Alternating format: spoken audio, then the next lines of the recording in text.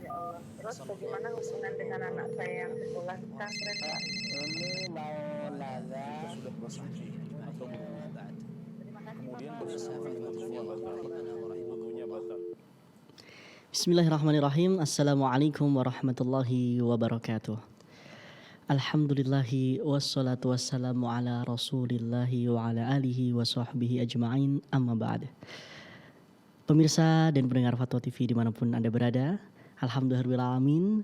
Senang rasanya di sore hari ini, alhamdulillah Ana bisa berjumpa lagi dengan antum semua di sore hari ini, tentunya dalam program acara live interaktif Bekal Muslim, Fikih Jual Beli dan Muamalah Kontemporer lainnya, di mana acara ini insya Allah akan bersama kita semua, Ustadz kita, guru kita, Ustadz Dr. Muhammad Arifin Badri MA Hafidhahullah Ta'ala, yang mana beliau merupakan wakil ketua dan anggota Dewan Fatwa Perhimpunan Al-Irsyad.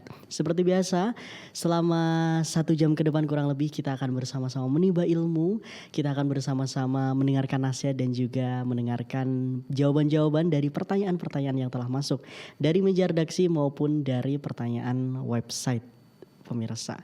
Dan alhamdulillahirrahmanirrahim, di sore hari ini telah hadir bersama kita semua Ustadz Arifin di studio Fatwa TV Jember. Kita sapa terlebih dahulu. Assalamualaikum Ustadz. Waalaikumsalam warahmatullahi Ahlan wa wabarakatuh. sahlan Ustadz. Ini baru saja turun hujan, antum kelihatan cerah nih, namanya kehujanan ini. Enggak Ustadz, alhamdulillah Ustadz. Alhamdulillah ya. Ini hujan deras, anak tadi udah mikir, aduh sore ini gak bisa ketemu antum Ustadz. Tapi alhamdulillah reda Ustadz. Alhamdulillah, Alhamdulillah. Insya Allah Ustadz, di hari ini Ustadz kita semua sudah siap mendengarkan nasihat antum Ustadz. Amin. Kita sudah, alhamdulillah. Pertanyaan-pertanyaan juga sudah siap. Dan insya Allah banyak penanya yang masuk di sore hari ini Ustadz ya. Biidznillah ta'ala. Taib pemirsa Fatwa TV dan juga pendengar dimanapun Anda berada, tak lupa kami menyapa seluruh teman-teman kami yang tergabung dalam RTVC yang ikut merilai program di sore hari ini. Di antaranya ada Radio Binbas Yogyakarta, Radio Sahabat Tegal, Radio MDFM Probolinggo, Radio Amuba Pangkal Pinang, Radio Sago FM Sumatera Barat, Radio Gema FM Bontang, Radio Albina FM Bekasi, Radio Tua FM Riau, Radio Madinah Caruban, Radio Dai Tangaran dan Radio Mas FM Sragen. Ahlan wa sahlan.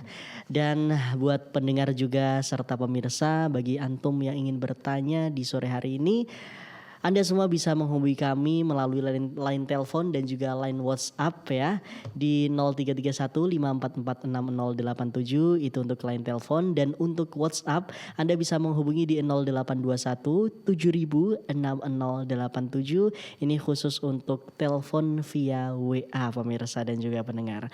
Baik pendengar dan juga pemirsa dimanapun Anda berada, sebelum kita menjawab pertanyaan yang telah masuk, kita akan mendengarkan nasihat singkat dari beliau Ustadz Dr. Muhammad Arifin Badri MA. Kepada beliau disilakan. Baik. Barakallahu fiik. Assalamualaikum warahmatullahi wabarakatuh.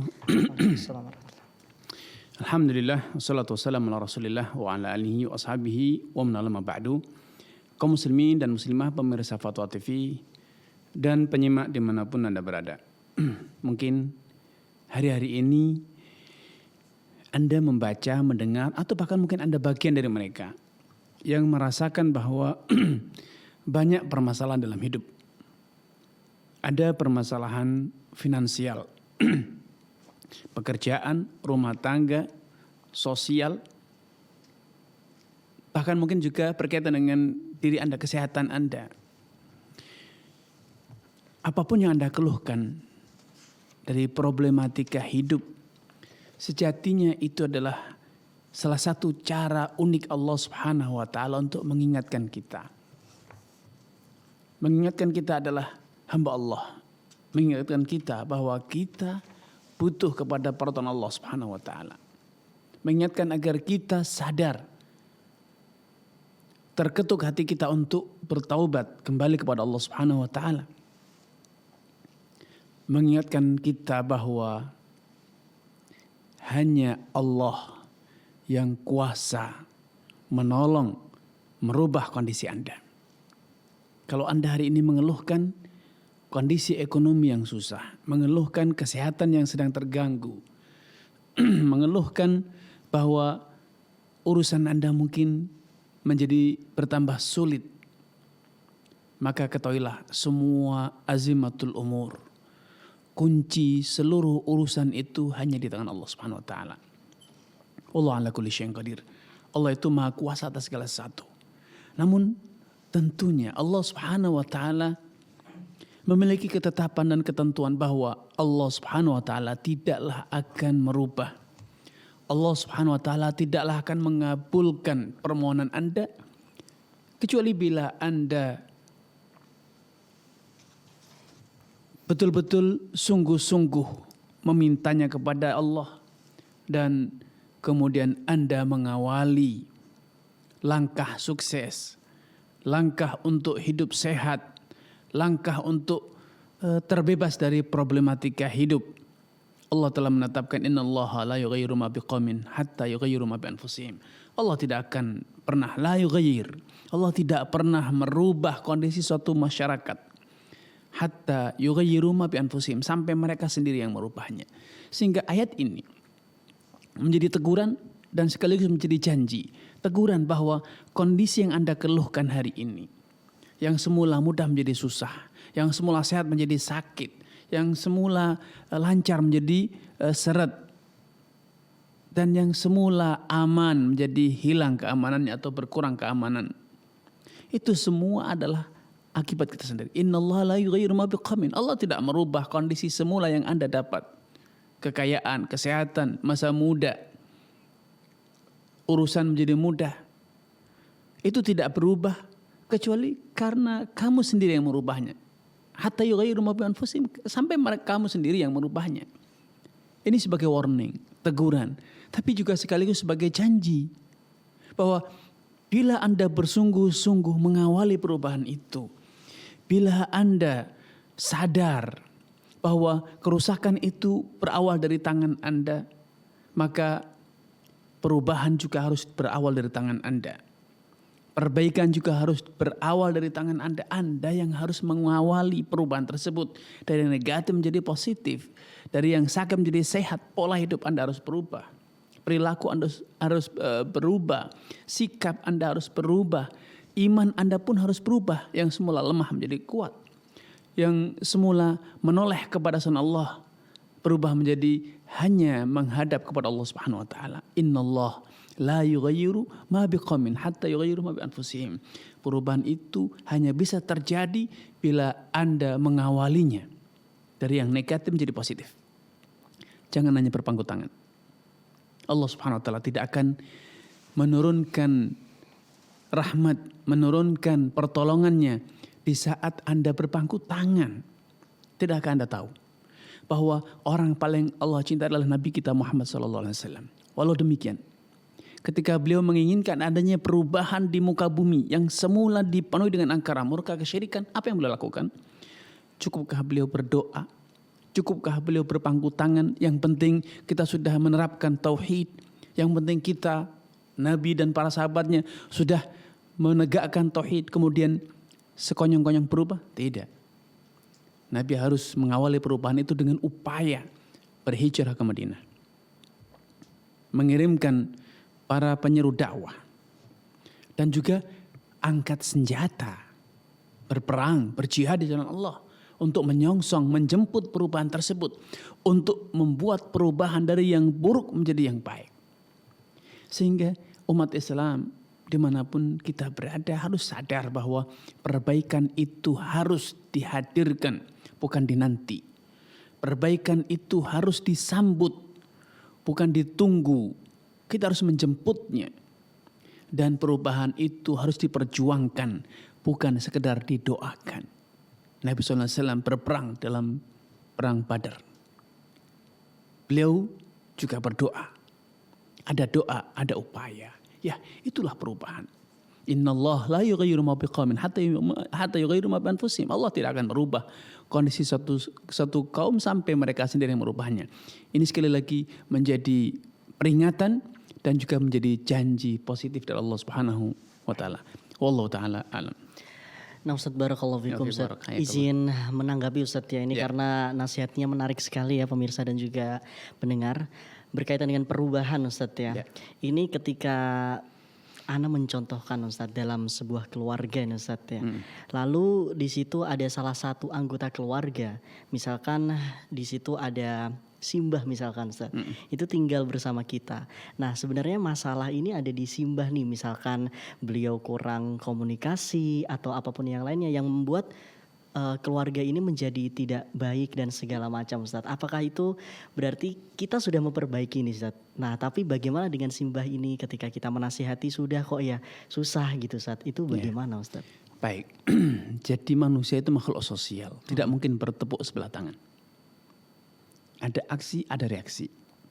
Tatkala seimbah dengan keterbatasan fisik, akalnya juga sudah mulai penurunan, kesabaran, ketabahannya, kesiapannya untuk melakukan suatu perubahan dari yang semula sudah turun-temurun puluhan tahun, satu budaya yang sudah dilakukan.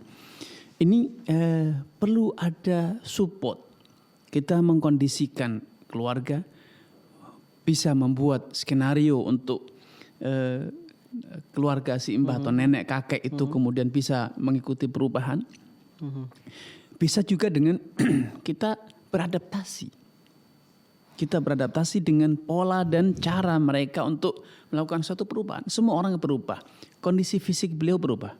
Yang semula gagah perkasa, kuat, cantik, jelita. Kemudian perubahan terjadi pada diri. Dan mereka menerima itu. Mereka akhirnya mengaku bahwa saya sudah tua. Fisik sudah lemah. Tetapi, tahukah antum bahwa mereka sebetulnya berusaha melawan perubahan tersebut. Mereka berusaha hidup sehat untuk agar tidak terjadi penuaan. Mereka berusaha untuk merasa kuat. Mereka masih ingin tetap bekerja padahal fisik sudah tidak mampu. Ada perlawanan. Maka dalam setiap perubahan pasti akan ada energi yang berseberangan, yaitu melawan. Tidak ingin menerima perubahan, itu biasa. Namun yang kuat akan menang. Ketika kita terus berusaha, ujung-ujungnya akan ada adaptasi. Akhirnya mengakui, ya saya sudah tua. Saya sudah tidak mampu, menyerah. Tidak lagi berdagang, tidak lagi bekerja, tidak lagi angkat barang, tidak lagi berlari. Kalaupun olahraga hanya berjalan. Berjalan pun dengan tongkat. Ujung-ujungnya menyerah. Kapan? Ketika perubahan itu datang dengan kuat. Dengan yakin. Walaupun tentu di sini kita dianjurkan untuk berakhlak, menghormati orang tua. Tidak harus dibantah. Tapi perubahan tetap harus dijalankan. Masya Allah, syukran jazakallah khairan atas nasihatnya Ustaz ya, barakallahu fikum. Baik pemirsa dan pendengar Fatwa TV, kita sudah terhubung dengan penelpon pertama. Ada Bapak hamba Allah di Banyuwangi, kita sapa terlebih dahulu. Halo, assalamualaikum Fatwa TV. Waalaikumsalam warahmatullahi wabarakatuh. Baik, silahkan Bapak dengan pertanyaannya. Iya, assalamualaikum Ustaz. Waalaikumsalam warahmatullahi wabarakatuh. Silakan Bapak. Ya, ini terkait dengan riba Pak Ustadz. Ya. Memang istri saya kan belum keluar bekerja dari bank konvensional, ya, bank riba. Memang dalam target kami sudah sadar bahwa itu riba sekitar 1-2 tahun yang lalu. Dan ada beberapa harta yang didapatkan itu sebelum kami tahu bahwa itu adalah riba. Jadi saya pernah mendengar bahwa Allah misalnya janganlah kamu mengambil sisa-sisa riba. Artinya kalau misalnya rumah yang kami peroleh dari riba itu di awal mungkin kami tidak tahu, berarti dimaafkan sama Allah. Yang seperti itu kan Pak Ustadz. Yang jadi pertanyaan kan begini, kami kan mau keluar dari riba, tapi kan setiap karyawan itu kan diwajibkan untuk mengambil kredit dengan jumlah yang sampai pensiun, bahkan ada yang ngambil 1 miliar dan sebagainya, sehingga terikat sangat kuat dengan lembaga. Nah, terus terang untuk saat ini saya belum bisa kami untuk melunasi utang karena sekitar 200 juta lah seperti itu. Nah, kemudian saya juga bekerja punya lembaga, ya mungkin kalau dirupiahkan ya nggak terlalu banyak, ya mungkin kalau dihitung mungkin setahun dapat katakanlah 50 juta seperti itu Ustaz. Nah, kemudian istri itu minta untuk pergi umroh Pak Ustadz. Ya, pergi umroh dalam artian dengan umroh kemudian bisa berdoa semoga Allah ijabah segera keluarkan dari riba. Yang jadi pertanyaan, uang yang saya dapat dari halal ini apakah ditabung untuk melunasin riba secara pelan-pelan atau saya buat umroh supaya Allah segera mengangkat dari riba. Assalamualaikum Pak Ustadz. Waalaikumsalam. Baik, barakallahu fiik wa athabakumullah. Semoga Allah SWT menambah taufik hidayah kepada Bapak, keluarga dan juga seluruh pemirsa dimanapun berada. Saya ingin memberikan catatan kecil sebelum saya merinci jawaban saya. Yang pertama bahwa doa itu tidak ada batasan tempat dan waktu. Jadi untuk berdoa tidak harus umroh. Untuk berdoa tidak harus berhaji. Saat ini pun dimanapun kita berada, kita bisa berdoa kepada Allah Subhanahu Wa Taala. Dan Allah telah berjanji, kalau kita bersungguh-sungguh dalam doa kita, betul-betul tulus, kita panjatkan dengan sungguh-sungguh, dan kita yakin bahwa Allah kuasa mengabulkannya, Allah akan kabulkan. Sehingga tolong dirubah pola pikir kita bahwa doa tidak harus ada di tempat tertentu. Sampai pun di Mekah tidak harus. Umrah dan haji adalah untuk beribadah. Mencari keridhaan Allah bukan untuk mencari tempat dan momentum berdoa. Allah sudah memberikan momentum berdoa bagi kita untuk senantiasa berdoa, yaitu seperti akhir malam dalam sujud kita dan sebelum kita mengucapkan salam dalam sholat kita. Dan masih banyak lagi waktu-waktu yang mustajab. Adapun masalah hutang riba, ya memang itu strategi di lembaga keuangan ribawi. Karyawan diikat dengan hutang yang besar agar tidak segera resign, agar tidak keluar dari tempat mereka bekerja. Itu adalah investasi perusahaan, tetapi bukan berarti kemudian kita ikut dan hanyut. Kita harus seperti tadi disampaikan di awal, kita menjemput perubahan itu dengan apa? Misalnya kita jual aset yang kita miliki untuk segera dilunasi. Atau misalnya kita misalnya pinjam dari keluarga, saudara, handai tolan yang bisa meminjami agar kita bisa segera melunasi sehingga kita cicilnya tidak lagi ke bank tempat kita bekerja ribawi, tetapi kita ke keluarga yang bisa menyiapkan atau meminjamkan dananya untuk kita melunasi utang tanpa riba dan seterusnya. Dan dalam hidup kita memang harus memilih, berani memilih skala prioritas, mana yang paling urgent, mana yang paling penting dan mana yang paling mendesak. Umrah itu adalah ibadah sunnah, sedangkan riba, hutang itu adalah suatu yang wajib. Kita harus wajib tinggalkan riba, kita harus segera lunasi hutang. Maka tentu merugi tatkala kita memperpanjang dosa hanya untuk mendapatkan pahala ibadah sunnah. Karena itu saran saya, segera lunasi hutangnya, segera buat schedule pelunasan hutang, baik dengan penghasilan tadi Bapak yang katanya dari cara yang halal, dan kemudian juga mungkin bisa dengan cara melepas sebagian aset untuk bisa segera melunasi hutang di tempat kerja. Allah Ta'ala. Nah Ustadz, syukran jazakallahu khairan wa barakallahu fikum atas jawabannya. Semoga bisa menjawab pertanyaan Bapak hamba Allah di Banyuwangi. Kita beralih ke penelpon selanjutnya Ustadz. Ada Abu Zakaria di Jember Ustadz. Kita sapa. Halo, assalamualaikum Fatwa TV. Assalamualaikum. Waalaikumsalam. Baik, silahkan Bapak dengan pertanyaannya. Assalamualaikum Ustaz. Waalaikumsalam warahmatullahi wabarakatuh. Izin Silakan. bertanya Ustaz. Iya, silakan Bapak. Bagaimana cara mengajarkan bertobat kepada orang yang sudah pikun sementara dia lupa atas kesalahannya? Ya, baik. Baik. Sudah cukup Bapak? Cukup. Baik. Barakallahu fiik wa athabakumullah kepada Abu Zakaria di Jember. Semoga Allah SWT menambahkan taufik kepada Anda, keluarga dan juga seluruh pemirsa dan penyimak dimanapun Anda berada. Orang yang sudah pikun itu sudah marfu'ul qalam, alias tidak lagi punya kewajiban. Ya, sehingga ketika dia beribadah, ibadah itu tidak lagi menjadi kewajiban. Mereka seperti anak kecil lagi. Ya, anak kecil yang belum balik. Sehingga mereka tidak berkewajiban. Namun kalau mereka bisa beribadah, misalnya beristighfar, bertakbir, berzikir, sholat, puasa atau yang lainnya, kalau itu bisa ditunaikan dengan sempurna, maka amalan itu menjadi tambahan ibadah bagi mereka. Mereka mendapat pahala. Tapi kalau mereka berbuat dosa, misalnya meninggalkan sholat karena memang sudah lupa, atau mengerjakan sholat tanpa wudhu, atau ya di tengah-tengah sholat kemudian pergi dan makan, karena memang sudah pikun, maka dalam kondisi semacam ini tidak ada dosa atas mereka. Nah, kalau kita ingin mengajarkan mereka bertaubat, ya kita ajarkan mereka beristighfar. Misalnya mengucapkan Allahumma inni atubu ilaik, atau astaghfirullah min jami'id dzunub wal khataya. Aku mohon ampunan kepada Allah dari seluruh dosa. Ajarkan seperti itu. Insya Allah Allah Subhanahu Wa Taala akan menerima taubatnya dan istighfarnya. Adapun misalnya dosa-dosa yang berkaitan dengan hak-hak manusia, maka walinya, keluarganya bisa mewakili dengan mengembalikan barang-barang yang mungkin dulu pernah diambil atau dirusakkan, mengganti rugi. Maka itu insya Allah akan menggugurkan dosa dari beliau yang telah mencapai umur pikun tersebut. Wallahu ta'ala alam. Nah Ustaz, syukron jazakallah khairan wa barakallahu fikum. Baik, kita beralih ke penelpon selanjutnya Ustaz. Ada Ibu Neneng di Prabu Mulih. Kita sapa. Assalamualaikum Fatwa TV. Assalamualaikum warahmatullahi wabarakatuh. Waalaikumsalam warahmatullahi wabarakatuh. Silakan Ibu. Ini saya mau nanya. Ya.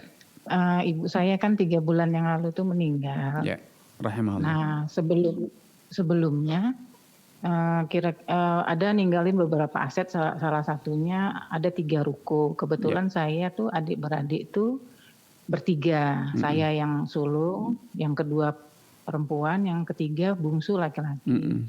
Waktu ruko itu 10 tahun yang lalu selesai, ibu saya tuh dengan lisannya bilang bahwa kita anak-anaknya setiap orang dapat 1 ruko gitu.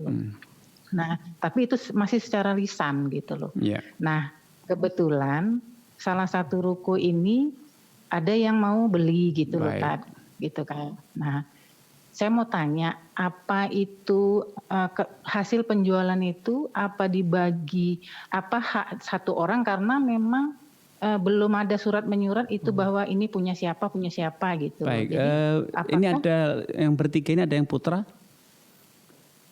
atau semua putri? Saudaranya ibu ini semua putri atau ada yang putra dan putri? Oh, yang adik saya yang nomor 2 perempuan, yang nomor 3 bungsu laki-laki. Oke. Baik. Nah, maksud saya itu kalau sesuai dengan pesan ibu saya kan 1 ruko itu 1 orang. Nah, tapi karena belum ada surat menyurat, hanya lisan, jadi apakah itu dibagi sesuai hukum paraid gitu? Apa memang sesuai dengan yang wasiat ibu saya? Baik, gitu, Ibu. Baik, Ibu. Iya. Sudah cukup, Ibu? Cukup. Ya, baik. Baik, barakallahu fiik wa athabakumullah. Semoga Allah SWT menambahkan taufik kepada Ibu Neneng, keluarga dan juga seluruh pemirsa dan penyimak dimanapun berada. Karena wasiat dari ibu tadi rahimahullah bersifat majhul alias belum ditetapkan yang mana, belum ditunjuk yang mana untuk anak yang sulung, yang anak nomor 2 dan anak yang ragil, belum ada kejelasan sehingga qoror. Artinya ini belum bisa dieksekusi. Belum ada kejelasan yang mana masing-masing, karena tentu posisi ruko itu bisa jadi berbeda-beda, nilainya juga berbeda-beda. Ya. Maka dalam kondisi macam ini lebih baik disepakati untuk dibagi secara hukum waris, sehingga tidak menimbulkan sengketa.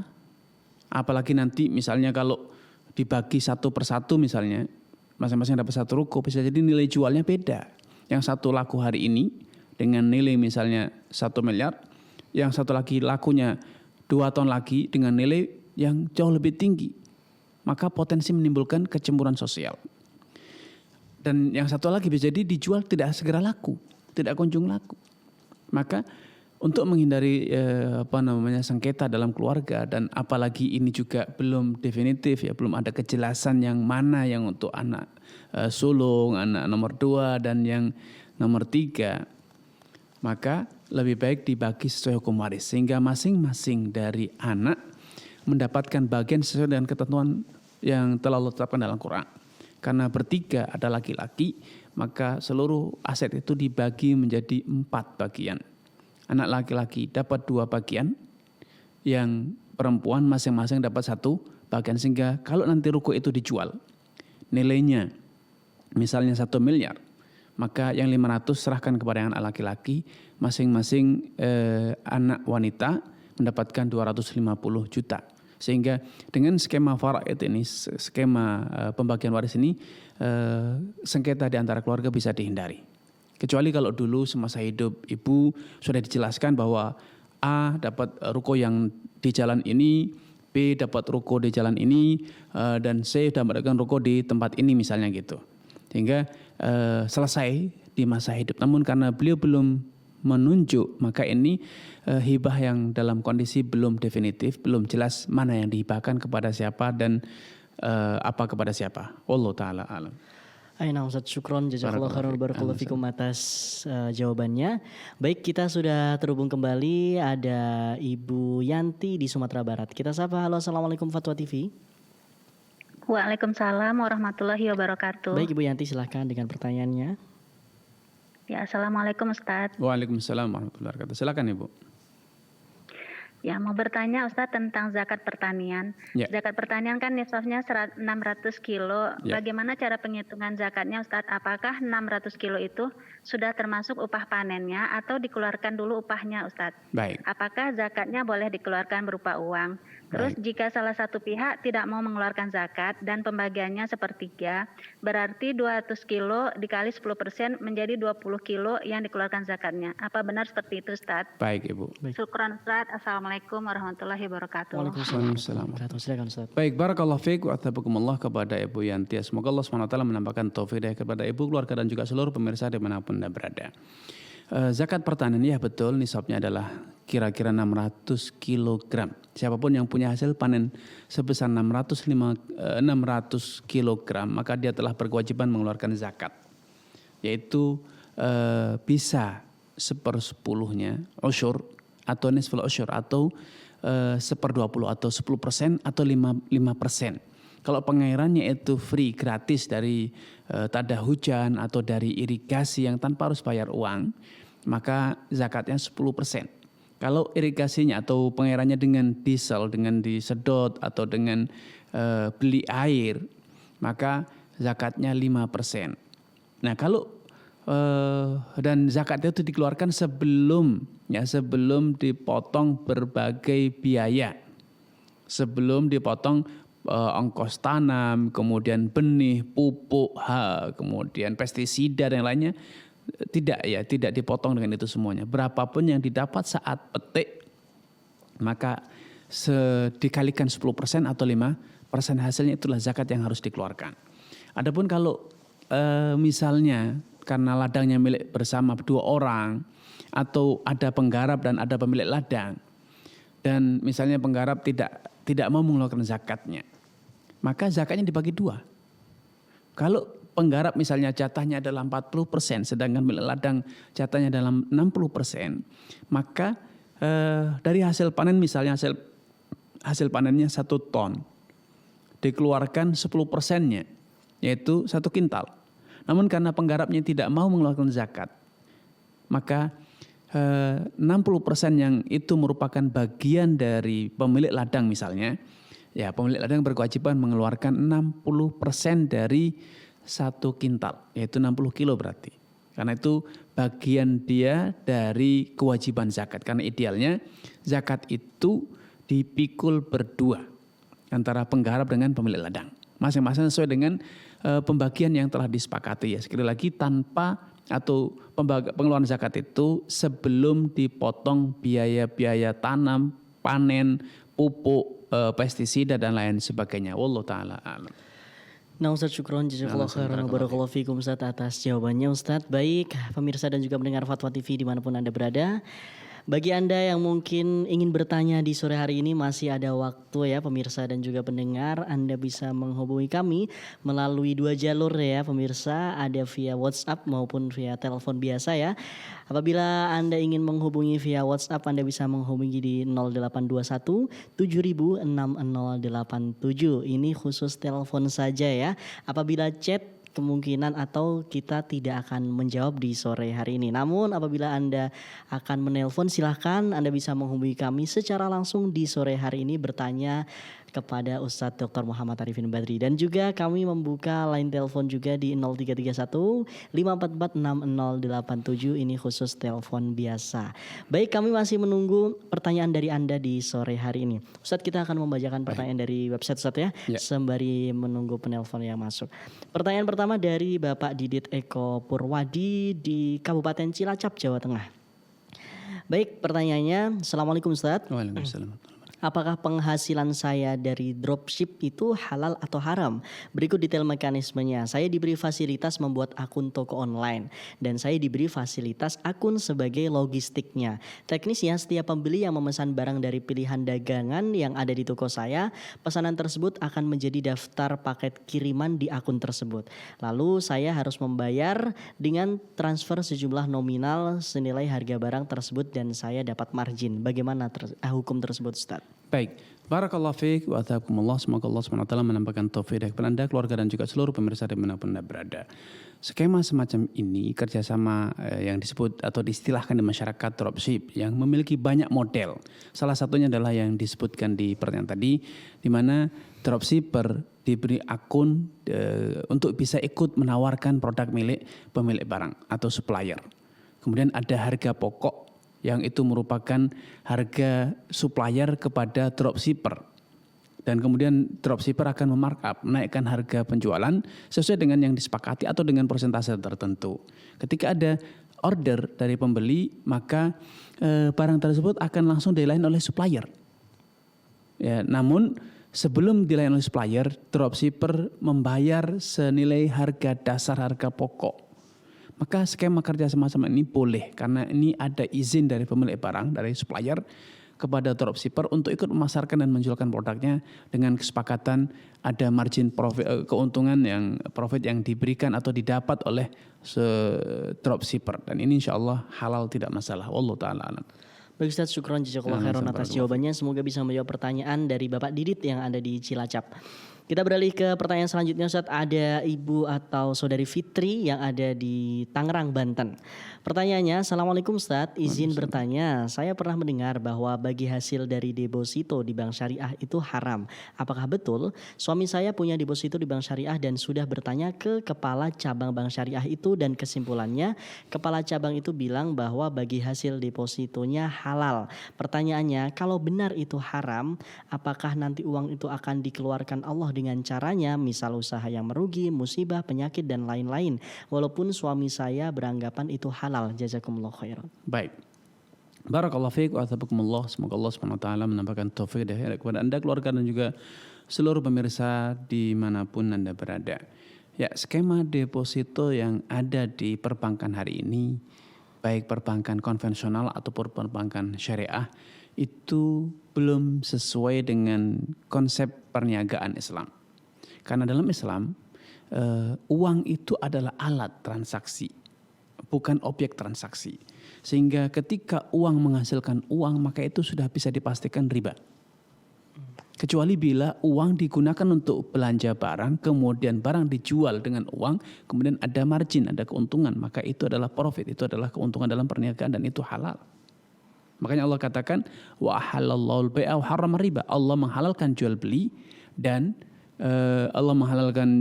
mengharamkan riba. Jual beli itu antara uang dan barang. Ada uang, ada barang atau jasa. Tapi ketika uang dengan uang, maka itu tidak disebut jual beli dalam Islam. Itu disebut dengan sarf, disebut dengan utang piutang, dain, ataupun yang hari ini disebut dengan falas. Ya, jual beli valuta asing atau jual beli mata uang. Nah, itu tidak dianggap sebagai jual beli, sehingga dalam jual beli mata uang ada ketentuan yang kaku dalam Islam. Bila uang yang sejenis rupiah dengan rupiah, maka nominalnya harus sama, tidak ada pertambahan, dan juga harus tunai, keras, lunas, tidak ada yang terutang sedikit pun. Kalau beda mata uang rupiah dengan dolar, rupiah dengan real, dengan ringgit, maka harus tunai, lunas, tanpa ada yang terutang sedikit pun, walaupun beda nominal, beda nilai. Ya, itu ketetapan dalam sarf, dalam penukaran mata uang. Karena uang sekali lagi bukan objek ekonomi, alat ekonomi. Tidak ada yang makan uang, tidak ada yang menikahi uang, tidak ada yang tidur di bawah, berteduh di bawah uang. Tetapi dengan uang kita bisa memenuhi kebutuhan kita, beraneka ragam kebutuhan. Ya, sehingga Islam menginginkan agar uang tetap menjadi alat ekonomi, alat pertukaran, bukan menjadi objek pertukaran. Kecuali dalam kondisi yang betul-betul sempit. Ya, dalam kondisi yang sempit, maka aturannya ada dua tadi. Sama mata uangnya tunai dan harus sama nominalnya. Kalau beda mata uangnya boleh beda nominal tetapi harus tunai keras, lunas tanpa ada yang terutang. Nah, dalam deposito itu hanya kita menyerahkan sejumlah uang tanpa tahu menahu untuk apa uang tersebut, diinvestasikan untuk apa. Pokoknya di setiap bulan akan mendapatkan pertambahan sekian persen dari nominal uang yang didepositikan. Bukan dari profit real yang didapat oleh lembaga keuangan. Dalam skema bagi hasil dalam Islam, kerjasama permodal dalam Islam, prosentasenya bukan dari persentase pokok, tetapi persentase dari profit real. Dan profit pun dari profit neto, bukan profit bruto. Dari keuntungan bersih, bukan dari keuntungan kotor. Tentu ini konsep yang jauh berbeda dengan konsep deposito yang ada hari ini. Karena apapun nama perbankannya, selama itu konsepnya deposito, maka prosentasenya pasti dari nominal modal dana yang disetorkan, bukan dari profit real yang didapat oleh lembaga keuangan tersebut. Maka sudah bisa diduga bahwa walaupun dana nasabah belum tersalurkan, maka bulan pertama sudah langsung mendapatkan profit, keuntungan. Tentu ini tidak sesuai dengan spirit Islam dalam skema bagi hasil ataupun serikat dagang. Karena itu saya sarankan lebih baik dihentikan depositonya, dipindahkan dananya ke dana misalnya hari ini alhamdulillah sudah ada rekening yang berbasis wadiah, tidak ada bunga, tidak ada pungutan administrasi, betul-betul dana kita sebagaimana kita setorkan ya hanya itu yang kita dapatkan, walau dana kita telah mengendap 10 tahun, tidak ada pertambahan. Ini solusi yang aman bagi kita insya Allah. Bagi kita yang ingin menyimpan dana, khawatir hilang, khawatir ada tindak kriminal, maka disimpan di rekening berbasis wadiah lebih aman dibanding didepositokan ataupun dengan rekening-rekening yang berbasis wadiah. Wallahu ta'ala alam. Nah Ustaz, jazakallahu khairan wa barakallahu fikum atas jawabannya. Semoga ini bisa menjawab pertanyaan dari Bu Fitri. Baik, penelpon selanjutnya dari hamba Allah yang ada di Bekasi, kita sapa. Halo, assalamualaikum Fatwa TV.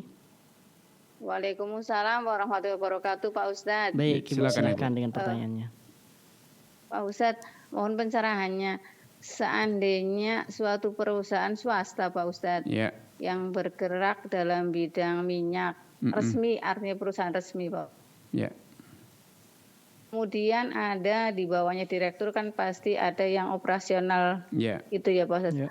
Kemudian kalau kita order ke BUMN dengan resmi gitu Pak Ustadz, kemudian karena berjalan lancar, bolehkah dari pihak swasta ini memberikan hadiah BUMN-nya gitu Pak? Apakah itu boleh Pak Ustadz? Mohon pencerahannya. Syukran Pak Ustadz. Jazakallahu khair. Assalamualaikum warahmatullahi wabarakatuh. Barakallahu fiik wa athabakumullah. Semoga Allah SWT menampakkan taufik kepada ibu, keluarga dan juga seluruh pemirsa dimanapun Anda berada.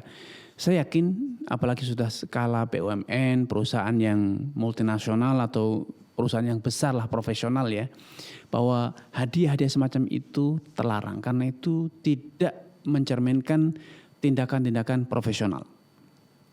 Dan itu membuka pintu lebar-lebar terjadinya praktek suap menyuap dan korupsi.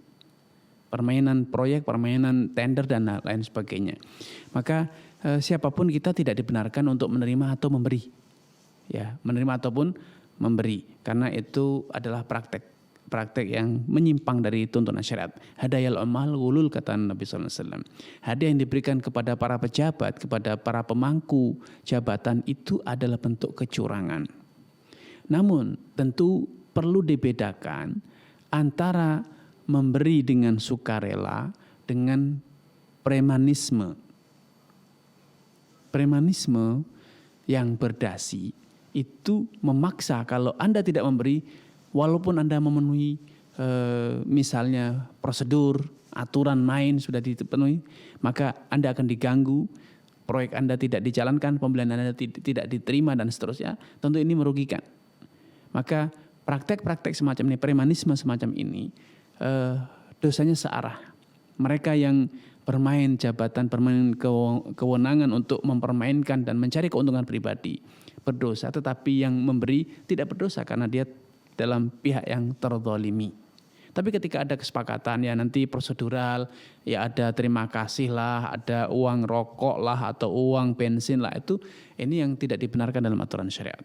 Ya, kita harus profesional dan alhamdulillah mulai banyak BUMN, perusahaan-perusahaan yang mengedepankan sikap-sikap profesional semacam ini. Yaitu tidak menerima suap dan bahkan membuka layanan laporan kalau terjadi praktek semacam ini untuk dilaporkan dan ditindaklanjuti. Ya. Sekali lagi hindari praktek semacam itu kecuali bila memang yang terjadi adalah premanisme. Ketika kita sudah prosedural, seharusnya mendapatkan hak, bisa melakukan pembelian, bahkan mungkin memberikan penawaran yang tertinggi namun dikalahkan dengan penawaran yang lebih rendah hanya gara-gara mereka memberi suap kepada pejabat. Nah, dalam kondisi macam ini adalah premanisme, itu bukan suap menyuap, itu adalah pemalakan ya. Sehingga dosanya dari sana. Namun ketika semuanya berjalan lancar, tanpa itu pun juga kita akan dilayani, mungkin cuma diketusi saja ya. Tidak mungkin jadi Anda tidak bersahabat dengan kami misalnya gitu. Selama tidak diganggu maka insya Allah itu berarti memenuhi kriteria suap menyuap dan itu harus ditinggalkan. Allah ta'ala alam. Nah Ustadz jazakallahu khairan wa barakallahu fikum atas jawabannya. Kita beralih ke penelpon selanjutnya, ada Ibu Hanun di Jakarta Timur. Kita sapa. Halo, assalamualaikum Fatwa TV. Waalaikumsalam Ustadz. Baik, silahkan Ibu dengan pertanyaannya. Ya. Ya, saya mau tanya mengenai hibah. Ya. Kebetulan saya mempunyai satu rumah tinggal, satu rumah lagi rumah kos. Ya. Saya mempunyai anak 3 orang perempuan. Ya. Nah, saya mau menghibahkan kepada mereka. Bagaimana Ustadz, menurut Ustadz, apakah bisa atau caranya gimana? Baik, apakah Ibu. saya harus ke notaris atau gimana? Baik Ibu. Baik, cukup Ibu ya? Ya cukup. Ya, terima kasih Ibu. Terima kasih Ustaz. Ya, Baik, sama-sama. baik, barakallahu fiik wa athabakumullah kepada Ibu Hanun ya. Semoga Allah SWT menambahkan taufik hidayah kepada Ibu, keluarga dan juga seluruh pemirsa dimanapun berada. Alhamdulillah berdasarkan suara Ibu masih kelihatan sehat walafiat, dalam kondisi semuanya masih normal ya, tidak dalam kondisi sedang gangguan kesehatan dan lain sebagainya. Maka kalau memang Ibu berniat untuk menghibahkan salah satu aset Ibu, baik rumah yang dihuni ataupun rumah yang dikontrakkan, segera dilegalkan di notaris. Nyatakan bahwa ini hibah untuk ketiga anak Ibu dibagi secara rata. Sehingga nanti notaris akan menindaklanjuti sesuai dengan hukum prosedur yang berlaku di Indonesia. Sehingga nanti muncul akta hibah, sehingga hibah itu inkrah, ya, berkekuatan hukum. Sehingga kepemilikannya tidak lagi menjadi Ibu, tetapi menjadi milik putri-putri Ibu bertiga. Sehingga secara hukum itu sudah final. Karena suatu saat ketika Ibu meninggal, sudah ada dokumen formal yang menunjukkan bahwa aset itu milik bertiga. Sehingga kewenangannya untuk mereka bertiga. Untuk kemudian mereka jual atau mereka sewakan atau kemudian mereka huni secara bersama-sama, maka itu kembali kepada mereka bertiga. Wallahu ta'ala alam. Baik Ustaz, syukron jazakallahu khairan atas jawabannya Ustaz. Kita beralih ke penelpon selanjutnya. Di sini ada Pak Taufik yang ada di Bekasi. Kita sapa. Assalamualaikum Fatwa TV. Waalaikumsalam warahmatullahi wabarakatuh. Silahkan Pak Taufik dengan pertanyaannya. Iya, Ustaz, Ana mau nanya, Ana kan ada warisan dari keluarga Ustaz. Ya. Ya. Berupa tanah Ustaz, sekitar 400 meteran Ustaz. Ya. Nah, ahli warisnya itu ibu 1, kemudian perempuan 2 dan anak laki-laki. Berarti anak perempuan 2. Ya, anak perempuan 2 Bapak ya.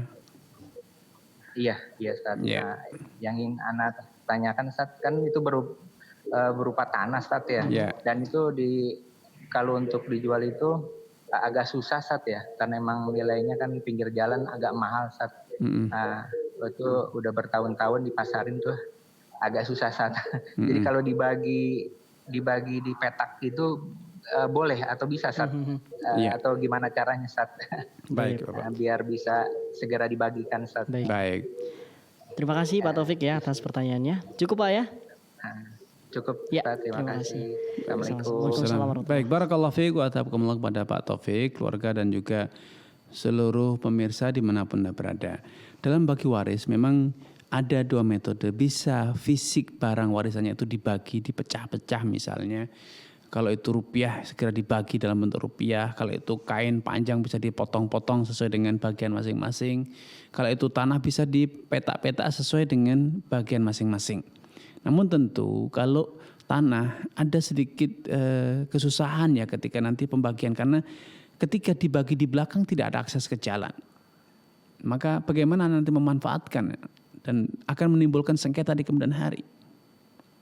Maka cara yang paling mudah kalau itu dalam bentuk aset semacam tadi, apalagi itu tanah ya atau rumah, mungkin dengan cara dijual kepada orang luar. Masalah susah lakunya ya bisa jadi karena kita menawarkan harga yang terlalu tinggi. Apalagi di hari ini yang memang properti itu sedang turun ya. Minat masyarakat untuk membeli properti, aset tanah ataupun bangunan itu sedang turun. Maka kita harus beradaptasi dengan harga yang wajar, dengan harga yang bisa diterima oleh masyarakat luas karena memang kondisi ekonomi yang sedang sulit ya. Ini cara yang paling aman terhindar dari konflik di kemudian hari. Atau kalau memang memungkinkan salah satu dari ahli waris membeli sehingga membayar bagian saudara-saudaranya. Kalau tadi misalnya ada ibu, berarti ibu bagiannya 1/8. Sisanya itu dibagi kepada anak-anaknya. Ada 3 orang anak, 2 wanita, 1 laki-laki. Ya, maka sisa dari bagian ibu yaitu 7/8-nya dibagi antara anak-anak. Ya, yang laki-laki mendapat 2 bagian dibanding bagian anak wanita. Ini cara yang paling aman menghindari sengketa di kemudian hari. Karena kalau dibagi kanan kiri, kalau tadi luasnya 400 ya, dipotong-potong kecil, maka kalau dibuat bangunan juga susah. Kalau mau ditanami juga kecil-kecil, kalau dijual juga nanti repot karena masing-masing bagian kecil-kecil. Ada yang 1/8, tentu Anda bisa bayangkan bagaimana nanti memanjang ke belakang mungkin cuma 1 meter lebarnya. Tentu ini akan menjadikan warisannya itu akan kehilangan nilai justru. Malah semakin tidak mungkin dijual lagi. Akan lebih baik kita berusaha mencari pembeli atau salah satu ahli waris membayari bagian dari saudaranya sesuai dengan yang dijelaskan tadi. Ibu mendapatkan 1/8, kemudian sisanya dibagi antara anak-anak yang laki-laki 2 bagian dibanding anak perempuan. Wallahu ta'ala alam. Baik Ustaz, syukron, jazakallah khairan, barakallahu fikum atas jawabannya. Kita beralih ke penelpon selanjutnya Ustaz. Ada Pak Sutiono yang ada di Kutai. Kita sapa. Halo, assalamualaikum Fatwa TV. Assalamualaikum Ustaz. Waalaikumsalam. Silahkan Bapak. Iya Ustaz. Gini Ustaz, ya. Ini kan mungkin sudah ada 1 tahun ya Ustaz. Dulu kan ini orang tua meninggal, semua kan sudah meninggal semua. Jadi tentang bagian warisan itu dengan adik saya ini suratnya itu dibalik semua Ustaz. Jadi nama dia semua. Jadi nama dia semua, kita ini tidak terbagi semua ya. Tidak terbagi semua, ada yang paling kecil. Kita ini 5 bersaudara. Ada yang paling kecil ini kan pernah kerja di pertanahan Ustaz. Jadi surat itu dibalik nama dia semua, dia tidak mau bagi itu Ustaz. Ya, baik Bapak. Jadi kita sudah ke pengadilan tapi tidak clear juga permasalahannya. Jadi kakak ini ada yang ditanyakan juga, dia dapat 1 hektar mungkin Ustaz. Dulu katanya pernah ngasih orang tua. Nah jadi maksud saya yang sisanya di kakak itu aja suruh bagi, tapi kakak ini suruh kembalikan yang pernah dikasih orang tua dulu. Jadi kakak itu tidak mau bagi juga, yang lainnya sisanya yang 11 sertifikat itu semua diambil adik semua tanpa ini dibagi. Baik Bapak. Baik, pertanyaannya Bapak. Pak Sutiono. Ya, jadi bagaimana kita menghadapi yang begini nih Ustadz, kira-kira apa kita sabar? Kita sudah pengadilan, kita tidak bisa juga Ustadz. Jadi dia punya pengacara, kita tidak punya pengacara. Jadi untuk sehari ada kita tidak punya, semua diambil adik semua. Baik. Sudah cukup Bapak? Ya mungkin itu aja Ustaz. Baik. Terima kasih. Barakallahu fiik wa astaghfirullah kepada Pak Sutiono ya. Semoga Allah SWT menambahkan taufik hidayah kepada Bapak, keluarga dan juga seluruh pemirsa dan penyimak dimanapun Anda berada. Ya, memang dalam warisan seringkali tindakan-tindakan yang irasional ya. Irasional artinya tidak masuk di akal. Tega kepada saudara. Karena apa? Faktor tamak. ambisi mendapatkan harta yang banyak. Dikira bahwa dia bisa menambah rezeki. Dia bisa menambah rezeki dia dengan cara yang haram. Dia berpikir bahwa dengan cara itu dia terbukti bisa membuktikan bahwa dia akhirnya punya aset yang banyak. Padahal andai dia menjalankan kebenaran, menegakkan keadilan, Allah akan memberi yang sama. Akan beri rezeki itu yang sama. Namun ternyata dia terburu-buru dan tergesa-gesa mengambilnya dengan cara yang haram. Rezekinya tidak bertambah, tetapi rezeki yang didapat dengan cara yang haram. Tentu itu tidak akan berkah. Yang kedua, memang seringkali kebenaran terbentur dengan formalitas. Ketika aset warisan telah dibalik nama secara formal, maka memang di pengadilan posisi kita lemah. Yang tersisa hanya kesadaran secara hukum akhirat bahwa kelak di akhirat akan mempertanggungjawabkan hak saudaranya yang diambil. Allah Subhanahu wa taala tidak akan melewatkan walaupun sertifikat atas nama mereka, tetapi itu tidak akan merubah status bahwa mereka mengambil dari aset orang tua tanpa proses yang legal secara aturan syariat. Dan warisan seharusnya dibagi sesuai dengan hukum waris. Namun kalau memang melalui proses pengadilan tidak mungkin ditempuh karena tadi yang sudah disebutkan, maka satu-satunya yaitu mengingatkan, menasihati, menegur saudara tersebut agar sadar dan bertobat, serta mengingat bahwa rezeki tidak akan bertambah dengan cara yang haram. Rezeki mereka tidak bertambah. Kalaupun mereka hari ini punya, maka ketahuilah sejatinya jatah mereka itu sama. Hanya saja mereka hari ini mengambilnya dengan cara yang haram. Andai mereka menegakkan keadilan dalam bagi waris, Allah akan beri dalam jumlah yang sama, tapi dari jalan yang halal. Ya, kemudian selanjutnya, kadang ketika kita kalah dalam pengadilan, maka bukan berarti hak kita hilang. Mintalah hak kita kepada Allah Subhanahu wa taala. Percayalah bahwa kita juga memiliki jatah rezeki yang tidak mungkin jatah rezeki itu diambil oleh orang lain. Sampai pun melalui proses peradilan, Allah akan berikan rezeki kita secara utuh dari warisan ataupun dari jalur lain. Maka percayalah bahwa masih ada pintu rezeki. Daripada kita ribut dalam sengketa dengan keluarga, akhirnya memutus silaturahim, memutus kekeluargaan, lebih baik kita fokus mencari dan menemukan pintu-pintu rezeki yang telah siapkan untuk kita. Karena kita percaya, ya cepat atau lambat rezeki kita akan sampai kepada kita. Daripada kita buang energi untuk sengketa yang petanya sudah jelas bahwa kita tidak punya data. Apalagi mereka ada di pertanahan dan kemudian mereka punya pengacara yang kong kali kong dengan pengadilan, maka akan lebih baik energi kita digunakan untuk membuka pintu-pintu rezeki yang sudah Allah siapkan untuk kita. Adapun keluarga, maka ingat kita punya kewajiban lain, yaitu menjaga hubungan silaturahim. Percayalah, Allah tidak akan menyerahkan rezeki Anda kepada siapapun dari orang lain. Kalau memang itu rezeki Anda, Allah akan antarkan kepada Anda dengan warisan ataupun tanpa warisan. Wallahu ta'ala alam. Baik Ustaz, syukron jazakallahu khairan barakallahu fikum atas jawabannya Ustaz. Mungkin satu pertanyaan lagi Ustaz ya. Baik dari pertanyaan di website Ustaz, ini dari yang cukup singkat aja Ustaz ya, dari Bapak Muhammad Astro Orion di Sidoarjo, Jawa Timur. Pertanyaannya, Assalamualaikum Ustaz. Izin bertanya, bagaimana hukumnya memodifikasi mesin motor yang awalnya atau asalnya 100 cc menjadi 225 cc untuk dipakai harian? Apakah harus juga dikembalikan ke 100 cc lagi? Syukran jazakallahu khairan. Baik. Barakallahu fiik wa azabakumullah. Semoga Allah SWT menambahkan taufik kepada Anda, keluarga dan juga seluruh pemirsa dimanapun Anda berada. Barang yang sudah kita beli itu adalah milik kita. Sehingga kita punya hak wewenang untuk memanfaatkan barang tersebut sesuai dengan yang kita mau. Kita modifikasi sehingga cc menjadi lebih besar, atau roda 2 kemudian menjadi roda 4, atau menjadi roda 3, atau bahkan mungkin menjadi pesawat.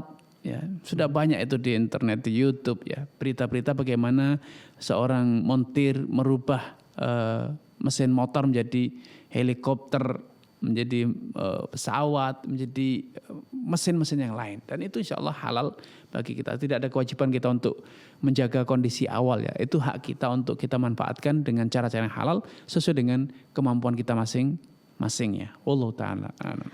Baik Ustaz, syukron jazakallahu khairan wa barakallahu fikum Ustaz atas semua jawaban yang udah antum sampaikan Ustaz ya. Sekali lagi terima kasih Ustaz sudah menyempatkan waktu walaupun hujan Ustaz udah hadir Ustaz ya di sini memberikan ilmu kepada kita semua. Semoga ini menjadi pahala jariah bagi antum Ustaz dan juga ini bisa menjadi pahala bagi kita yang mengamalkannya Ustaz. Amin ya rabbal alamin. Semoga kita bisa bertemu di lain kesempatan Ustaz. Amin ya rabbal alamin. Baik pemirsa dan pendengar Fatwa TV dimanapun Anda berada, alhamdulillahirabbil alamin. Usai sudah perjumpaan kita di sore hari ini telah banyak sekali faedah yang kita dapatkan, banyak sekali ilmu yang kita dapatkan di sore hari ini, mulai dari nasihat, petuah maupun dari jawaban-jawaban yang mungkin kita baru mendengarnya di sore hari ini. Alhamdulillahirrahmanirrahim. Dan kami ingatkan bagi Anda pemirsa dan Fatwa TV, pemirsa dan pendengar Fatwa TV dimanapun Anda berada, bagi Anda yang ingin mengetahui acara atau rangkaian acara di Fatwa TV lebih detail, Anda bisa menghubungi kami atau mengunjungi di www.fatwatv.id dan Anda bisa update tanya jawab di www.dewanfatwa.com/tanyajawab. Dan juga kami mengingatkan bagi Anda yang ingin atau nanti malam Anda bisa mengikuti program live interaktif konsultasi Islam bersama Ustadz Dr. Musyafa Ad-Darini MA Hafidhahullah Ta'ala. Nanti malam pukul 20.00 waktu Indonesia Barat disiarkan langsung dari studio Fatwa TV Jember. Dan juga bagi Anda yang ingin berkontribusi untuk memajukan syiar dakwah Islam di Fatwa TV, Anda bisa menghubungi di akun atau rekening kami atas nama Yayasan Pilar Media Komunikasi dan juga atas nama Dewan Fatwa Perhimpunan Al-Irsyad. Baiklah pemirsa dan Fatwa TV, pemirsa dan juga pendengar Fatwa TV dimanapun Anda berada, alhamdulillahirrahmanirrahim, di sore hari ini kita cukupkan untuk pertemuan sore hari ini. Kita tutup dengan doa kafaratul majlis. Subhanakallahumma wabihamdika asyhadu alla ilaha illa anta astaghfiruka wa atubu ilaik. Saya mewakili seluruh kerabat kerja yang bertugas pamit undur diri. Wassalamualaikum warahmatullahi wabarakatuh. Ya Allah, terus bagaimana hubungan dengan anak saya yang sekolah di pesantren? Ini mau laza sudah bersuci atau berwudu, kemudian bersentuhan dengan suami